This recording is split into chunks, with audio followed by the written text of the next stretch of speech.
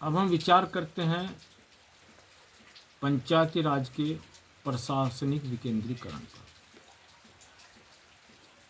जब लक्ष्मण सिंह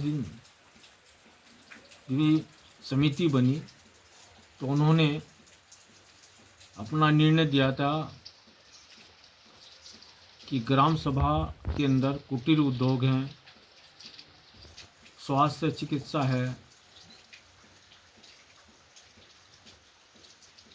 सड़क है, इन सब को या इनका निर्णय अब जिले के अंदर कलेक्टर बैठकर निर्णय नहीं ले।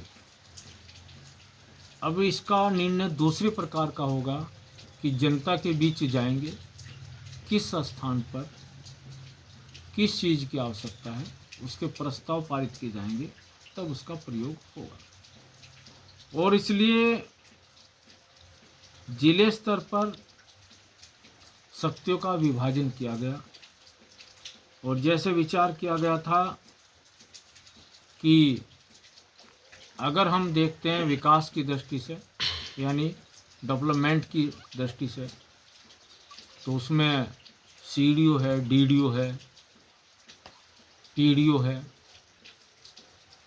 इसी प्रकार से यानी जिला विकास अधिकारी है, मुख्य विकास अधिकारी है, जिला परियोजना अधिकारी है। और यदि राजस्व विभाग की तरफ से देखते हैं तो दूसरा राजस्व विभाग जिले में होता है, उसमें आपका राजस्व विभाग के अंदर आपके चकबंदी अधिकारी आते हैं या अन्य अधिकारी आपके आते हैं, उसमें उसके यहाँ प्रखंड रहते हैं। उसी प्रकार से ब्लॉक स्तर पर भी विकास अधिकारी बीडीओ देखता है, तो उसी प्रकार से कृषि क्षेत्र के अंदर भी राजस्व विभाग को आपका तहसील के अंदर तहसीलदार और उसके यहाँ ब्लॉक स्तर पर नायब तहसीलदार होते हैं, उनका चयन किया गया है। इसी तरह ग्राम सभा है और ग्राम सभा के अंदर कल्याणकारी योजना के लिए जो गांव सचिव है, एक राजस्व सचिव होता है जिसको लेखपाल कहते हैं, वो योजना बनाई गई है। क्योंकि प्रत्येक गांव के व्यक्ति को जो उसकी आवश्यकता है उसके अनुसार दूर न जाना पड़े। हर कार्य के लिए अगर उसको नकल लेनी है ज़मीन की तो तहसील केंद्र पर हर बार जाना या जिला केंद्र पर हर बार जाना, ऐसा ना हो। उसके लिए उसके गांव में चयनित किया गया है, गांव का सचिव कब आएगा, लेखपाल कब आएगा, उसको सुविधा मिले। ये किस तरह की योजना बनी है, इसलिए दोनों का समन्वय अच्छी प्रकार से रहे, ये बहुत ही गंभीरता से विचार किया गया। विचारकों ने विचार करने वालों ने विचार अच्छा किया, लेकिन हमें सोचना है कि उन पर जो कंट्रोल जिनका है जनप्रतिनिधियों का, हमको उस पर विचार करना चाहिए। इसलिए पहले प्रधान का पद एक सम्मान का पद था, उसके नाम पैसा नहीं आता था। आज गांव के अंदर कल्याणकारी योजना लागू होने के लिए गांव के प्रधान के पास पैसा आता है गांव का विकास कराने के लिए। और गांव का विकास कराने के लिए इसलिए विचार करना चाहिए कि हमारे लिए कौन ठीक तरह से पैसे का प्रयोग कर सकता है। इसलिए विकेंद्रीकरण की योजना बनी हुई है कि प्रदेश स्तर का जो शासन का पैसा आएगा वो किस तरह लागू होगा। इस प्रकार से गांव के अंदर जो पैसा यानी एमपी के द्वारा, विधायक के द्वारा, जिला पंचायत के द्वारा, ब्लॉक प्रमुख के द्वारा, ग्राम सभा के द्वारा, ये जितना भी पैसा आएगा लगेगा गांव के अंदर ही। विकास किसका होना, गांव का। और शहरों के अंदर आपका जो मेयर होते हैं वहाँ उस प्रकार के वहाँ अलग योजना बनी, यानी वहाँ आपका मेयर होता है या आपका पंचायत अध्यक्ष होता है, या कह सकते हैं कि हर एक जो टाउन एरिया है उसका भी एक अध्यक्ष होता है जिसको उस टाउन का अध्यक्ष बोलते हैं। इस प्रकार की योजना बनी है। तो ग्राम सभा तय करती है जैसे कि तालाब कहाँ बनना है, नाले कहाँ बनने हैं। शहरों के अंदर भी इस प्रकार की योजना बनी हुई है कि तालाब कहाँ बनना है या सड़क कहाँ है, पार्क कौन सा है, विकसित पार्क कौन सा है, विकसित पार्क कौन सा है, अस्पताल या अन्य व्यवस्था कहाँ बननी है, इस पर पूरा विचार होता है। एक ज़माना ऐसा था जब ब्रिटिश शासन था, तो उस समय केवल जनता के विकास की योजना नहीं होती थी। कलेक्टर और जेलर दो महत्वपूर्ण होते थे। कलेक्टर का काम था जेलर के माध्यम से पैसा इकट्ठा करना, टैक्स लेना और उस पैसे को जाकर इंग्लैंड दे देना, यानी उसका आदेश चलता था। लेकिन आज व्यवस्था है, योजना बनी है। आज कलेक्टर जाकर किसी गांव के अंदर स्वयं एक सड़क नहीं बना सकता, ना कोई कार्य कर सकता है।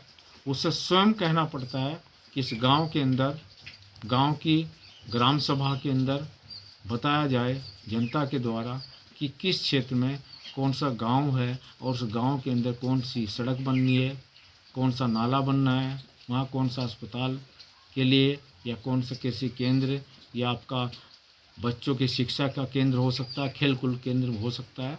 यानी अब तानाशाही नहीं है, ये कार्य गांव का कार्य गांव की जनता के लिए, गांव की जनता के द्वारा उसका निर्माण होता है, उसकी देखरेख में निर्माण होता है।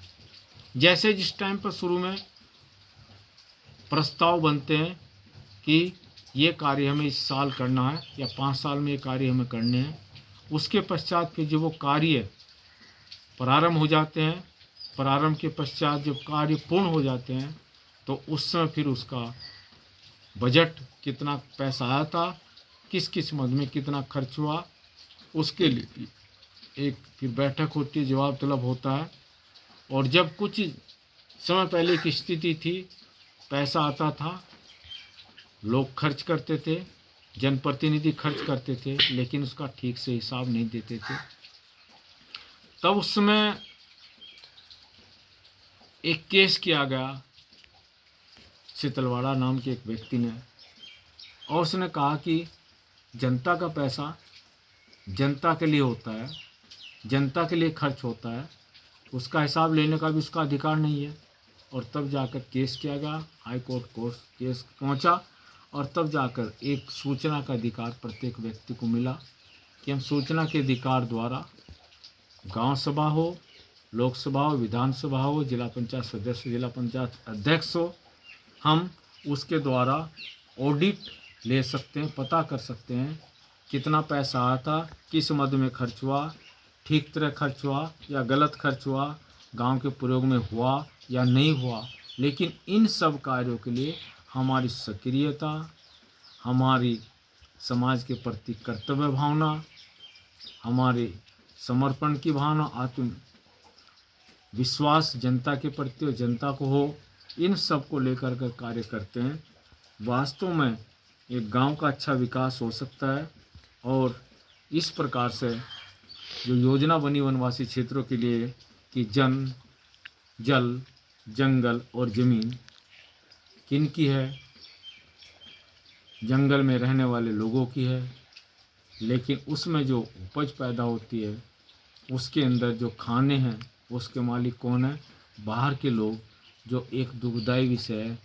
और इसलिए जब उनकी ज़मीनें छीनी जाती हैं, उनकी हक को छीना जाता है, आखिर में वो बंदूकों का सहारा लेना पड़ता है। तो देश के अंदर ऐसा ना हो, इसलिए ये विचारणीय विषय है कि देश के अंदर सरकारों ने, देश के संविधान के निर्माताओं ने, देश के विशेषज्ञों ने अच्छे नियम बनाए हैं, लेकिन आज भ्रष्टाचार के कारण, भ्रष्टाचार के साथ साथ परिवारवाद, क्षेत्रवाद, जातिवाद के कारण जनता का, गांव का ठीक तरह विकास नहीं हो पाता। इसका मुख्य कारण यही है, हम अपने महत्वों का ठीक तरह प्रयोग नहीं करते।